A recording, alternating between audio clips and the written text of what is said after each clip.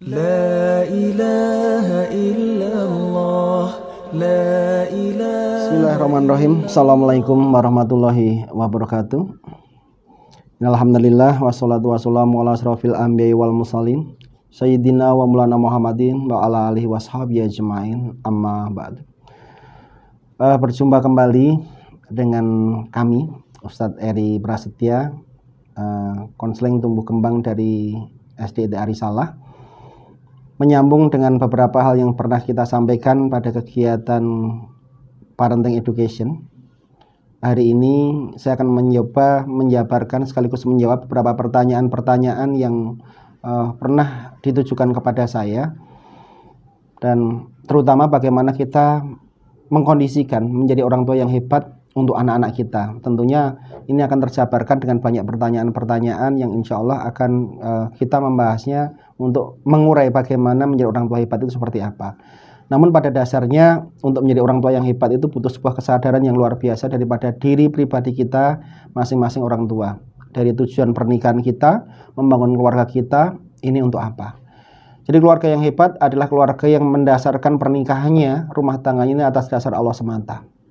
Sehingga kalau dasarnya Allah semata, dasarnya ibadah, insya Allah kita memahami bagaimana mendidik anak yang tepat itu seperti apa. Mengesampingkan ego, meninggalkan emosi, lebih bicara pakai hati, lebih menciptakan suasana yang kondusif dalam rumah tangga kita. Insya Allah barokahnya rumah tangga itu akan kita dapatkan daripada kita hanya menciptakan ego semata untuk menciptakan anak-anak di bawah target-target daripada orang tuanya.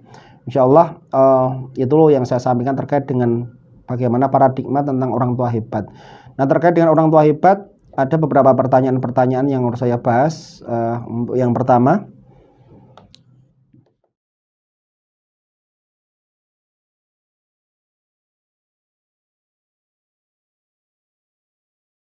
ya, kesehatan mental dan tumbuh kembang anak, apakah ada kaitannya? Ini jelas sisi mata uang atau koin ini.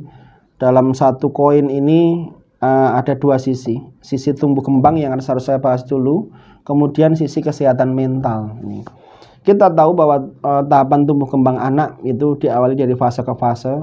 Di fase usia golden age, fase usia mutiara, kemudian sampai usia emas, sampai usia perak maksud saya. Ini akan kita pahami bagaimana cara mendidiknya ini berbeda-beda.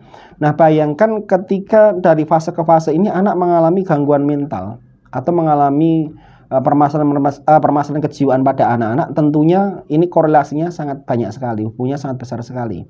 Ketika kita mendidik anak di mana anak mengalami gangguan mental, ini tentunya akan mengganggu tahap tumbuh kembangnya. Misalkan saya ambil contoh ketika anak-anak di bawah fase usia golden age, dia mengalami beberapa penyimpangan perilaku secara mental. Ini orang tua harus mengetahui ilmunya, bagaimana mendidik anak ini secara tepat. Ketika kita menyamakan ini dengan anak-anak yang lain, tentunya tidak bisa. Jadi orang tua membutuhkan satu metodologi, membutuhkan satu ilmu untuk memahami bahwa anak-anak ini mengalami penyimpangan perilaku. Tapi di satu sisi yang lain, bersyukurlah bahwa inilah cintanya Allah pada diri kita. Karena kita diberikan anak-anak yang tidak seperti anak-anak pada umumnya. Ini pada dasarnya ini untuk menguji kesabaran kita selaku orang tua, sebagai orang tua, untuk mengedepankan hati, untuk mengedepankan perasaan dalam mendidik anak-anak.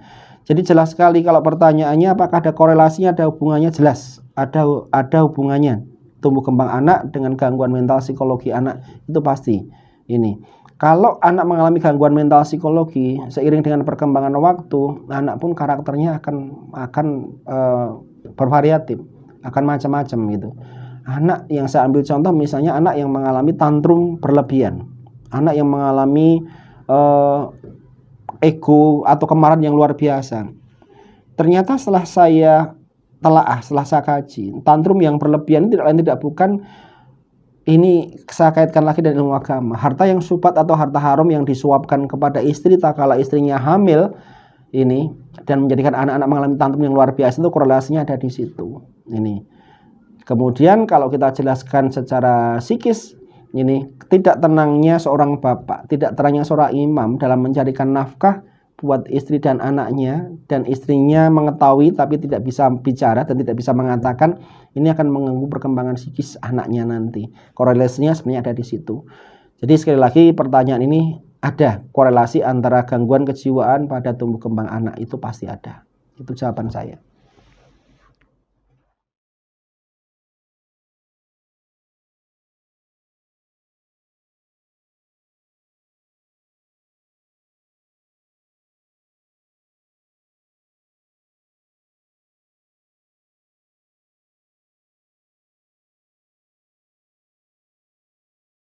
Saya baru nyadar juga ya, insomnia termasuk kategori indigo ya. Nah, ini kita cermati terlebih dahulu. Indigo itu kan ada 13 jenis, macamnya cukup banyak. Ada sementara orang itu beranggapan indigo itu setaunya hanya melihat makhluk-makhluk astral, berkomunikasi dengan yang kata orang tidak nampak, tapi dia dinampakkan. Nah, indigo ini memang sering kita jumpai, sering kita dapati pada anak-anak yang memang punya kemampuan untuk itu. Nah, apa sih penyebab indigo itu sebenarnya? Yang pertama, penyebab indigo itu diakibat karena pemecahan kromosom yang tidak sempurna. Kalau kita bicara ilmu psikologi ya, antara teori X dan Y, kromosom X dan Y yang tidak berimbang, ini salah satu kemungkinan peluang anak indigo itu besar sekali, meskipun dalam rate atau angka rata-rata kelahiran 1000 kelahiran hanya ada 1 kasus indigo. Ini saya akan membahas beberapa indigo yang kerap kita jumpai aja dalam sehari-hari, meskipun saya tidak akan jabarkan 13 indigo tadi. Nah, yang pertama, ada jenis indigo itu yang mampu mendeteksi keberadaan makhluk astral. Itu ya, kemampuan indigo seperti ini itu tidak bisa dicerna oleh akal sehat bagi kita orang dewasa, karena dia mampu berkomunikasi, dia mampu bermain dengan anak-anak, dengan makhluk astral itu, anak-anak indigo ini. Bahkan dia ketika orang tuanya tidur, ada sementara kita mendapatkan kamera anak sedang bermain boneka. Nah, itu memang benar seperti itu. Tapi jangan khawatir, indigo ini seiring berjalannya waktu dia akan hilang dengan sendirinya. Ini.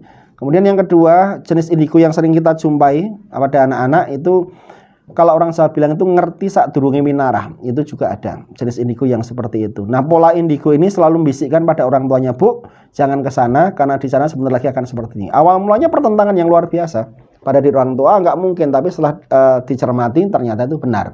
Ini ada juga jenis indigo itu yang spesifikasinya pada pengobatan, itu juga ada. Jadi itu sebenarnya nggak sengaja, dan Indonesia sebenarnya pernah ada tokoh ini, kalau nggak salah namanya Ponari. Ponari itu sebenarnya bukan karena batu, tapi kemampuan indigo yang dalam dirinya seperti itu. Nah, indigo itu hanya lantaran saja, batu itu hanya lantaran saja, tapi kemampuan indigo dari Ponari. Maka Ponari itu ketika kemampuan indigonya hilang, ya sudah. Coba kalau memang karena batunya masih ada, ya Ponari akan seperti itu terus. Nah, ini karena sebenarnya kemampuan indigo yang dalam diri Ponari itu sendiri ini. Nah, jadi jenis indigo yang ketiga ini dia punya spesifikasi pada pengobatan. Ketika orang sakit didoakan sama dia, maka dia sembuh dan sebagainya. Dan sebenarnya kalau kita bicara tentang insomnia, anak yang sulit tidur, ini sebenarnya tidak terkait, meskipun ada beberapa ciri-ciri yang menandai di situ. Tapi ini harusnya konsultasi kepada orang-orang yang berkompeten di situ untuk dilihat apakah anak ini penyebab insomnianya apa. Ini saya rasa bukan karena indigo. Ini harus memang bertemu langsung, kemudian kita lakukan observasi, kita lakukan pemetaan, kita lakukan pengamatan, baru kita ambil kesimpulan. Dan ini kalau dibiarkan terus, ini bayangkan kalau kita sulit tidur, paginya sudah beraktivitas, maka badan akan lelah, dan bisa-bisa pun otak pun akan juga ngeblank, kehilangan apa yang harus dia pikirkan, kehilangan arah harus melakukan apa dan sebagainya, seperti itu. Ini jawaban saya untuk pertanyaan yang kedua.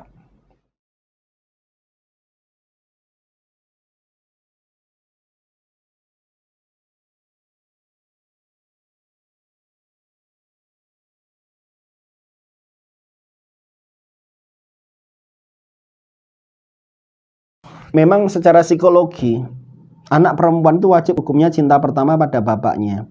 Tapi ini saya katakan juga menjadi sebuah teori semata. Karena ada juga anak yang mendapatkan kenyamanan, dan anak tidak salah untuk memilih calon pasangannya meskipun dia tidak mendapatkan cinta pertama dari bapaknya. Ini.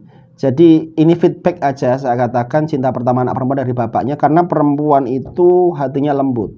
hatinya lembut, maka butuh sosok pelindung, butuh sosok penjaga yang luar biasa.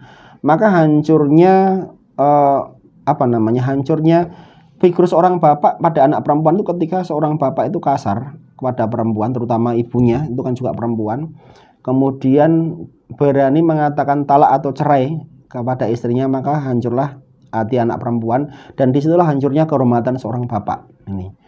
Jadi sebenarnya ketika seorang anak perempuan itu tidak harus dekat dengan bapaknya, apakah dia itu kehilangan sosok cinta pertamanya? Menurut saya juga tidak. Ini sebuah teori, tapi pada dasarnya ada indikasi, ada indikator, kita itu harus tahu paham benarnya yang kayak apa dulu, seperti itu. Nah, kalau ini nanti akan dipakai menjadi sebuah teori pembenaran bahwa cinta pertama dari seorang bapak, maka semua orang akan melakukan seperti itu. Tapi ada cara-cara Allah yang akan berikan pada anak-anak mendapatkan perlindungan dan sebagainya, meskipun hanya dari sosok seorang pakde, sosok seorang om dan sebagainya, tapi ternyata dia memberikan perhatian, memberikan cinta yang luar biasa, meskipun bukan secara syahwat. Saya katakan insya Allah itu akan menjadi cinta yang pertama, dan dia memahami bahwa ada laki-laki yang menjaga dia, yang melindungi dia, yang ngayomi dia, seperti itu.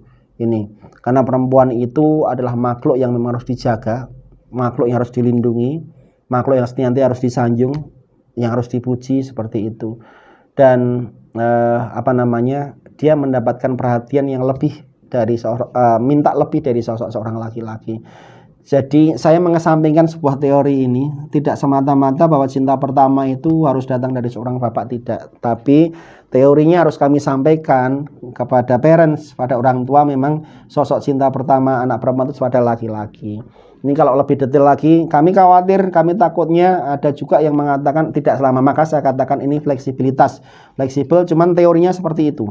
Jadi anak perempuan harus memiliki perhatian dari figur seorang bapak. Insya Allah bapak itu menjadi sebuah lentera, bapak itu menjadi sebuah cahaya bagi siapapun yang tinggal dalam rumah tersebut. Ini ketika lenteranya ini padam, maka padamlah hati seorang ibu, padamlah hati seorang anak ini.